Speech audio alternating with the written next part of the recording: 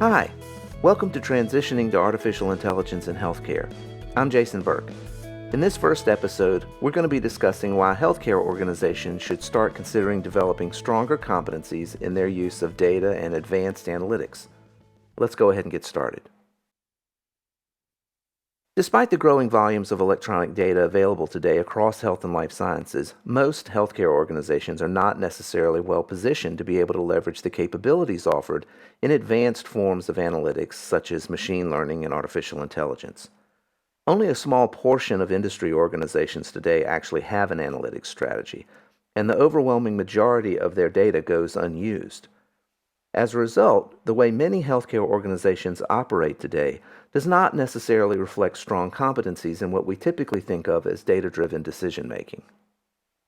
Though artificial intelligence and machine learning sound very attractive as focus areas, these and other forms of advanced analytics are only effective at scale when organizations take the time to develop foundational capabilities for data sciences and analytics. Consider that the types of insights an organization might derive from their data, the x-axis in these diagrams, start with very basic abilities, such as the ability to count how often an event of interest, say a diagnosis like sepsis, occurs. Once we have the ability to see and count those events of interest, we can explore what factors produce those counts and eventually develop a model that allows us to predict when those events will occur. Similarly, on the y-axis, our ability to collect these events electronically can eventually mature to being able to detect them occurring in near real time so that we can influence and eventually optimize them.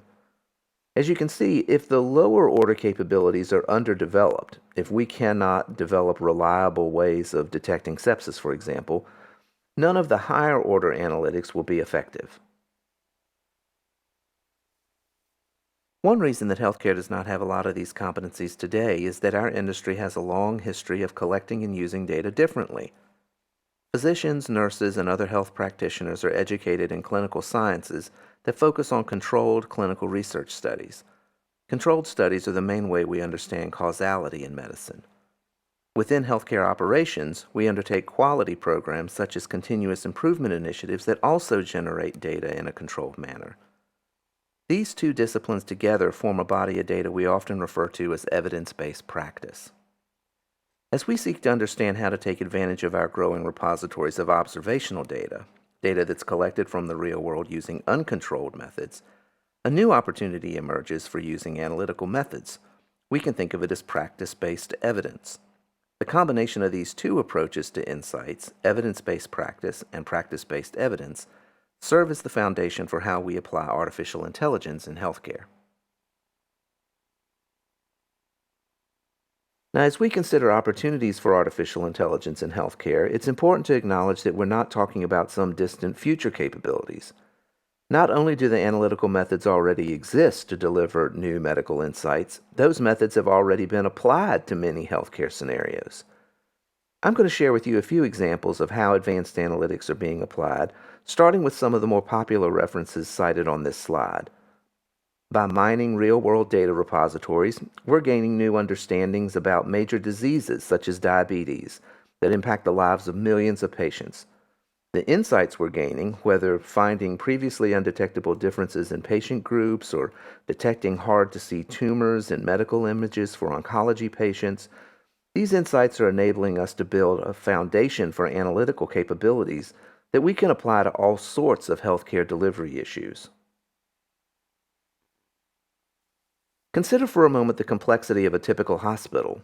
With hundreds of people, dozens of clinics, and very complicated workflows, it can be near impossible to identify ways of systematically improving care delivery. Complexity exceeds cognition. However, we can use advanced analytics such as simulations to model common processes in order to find more optimal ways of treating patients. Artificial intelligence can help us model the demand for beds and clinicians, optimize the way medical orders are being processed, and even find the best bed and physician for each patient based on his or her personal medical needs. As we apply these advanced analytical techniques to those problems, remember that we want to approach it as a maturity model, creating lower order capabilities and then building on them with more powerful techniques. An emergency department might start by assembling a dashboard of descriptive statistics covering their key performance indicators. From that new baseline understanding of performance, we might look at the factors that produce surges in ED utilization so that we can predict future demand. And eventually, we can model ED operations in simulations in order to identify ways to maximize patient throughput. Similarly, we can use data visualization and advanced analytics to help us understand how variations in patient care between patients and providers are associated with different health outcomes and costs. In doing so, we might find new patient groups that respond better to some therapies, and we might find really expensive treatments that really don't make any difference to the outcomes patients receive. In this way, analytics can help us simultaneously improve outcomes and safety and quality while also reducing costs.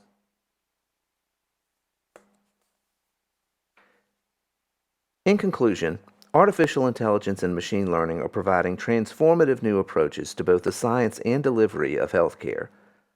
As you look at the 4 photos here, consider what might be unusual about these individuals. They represent a demographic cross-section in age, race, and gender. One of the things that's probably not obvious as you evaluate them is that these are not real human beings. These photos were created by an artificial intelligence algorithm, 2 of them actually, and they reflect how well a machine can learn something as sophisticated as modeling a human photograph. These techniques underpin some of the clinical imaging analytics I mentioned earlier and are just one example of what is possible today with advanced analytics and data sciences. If you'd like to learn more about how your organization can develop the competencies in harnessing data to make better decisions, my team and I at Creo would be happy to help. We focus on helping organizations grow, developing new capabilities in harnessing their data to develop transformative insights, and empowering their workforce to make better data-driven decisions every day. For more information, please just drop me a note. Thanks so much for watching. I hope you'll tune in for the next episode.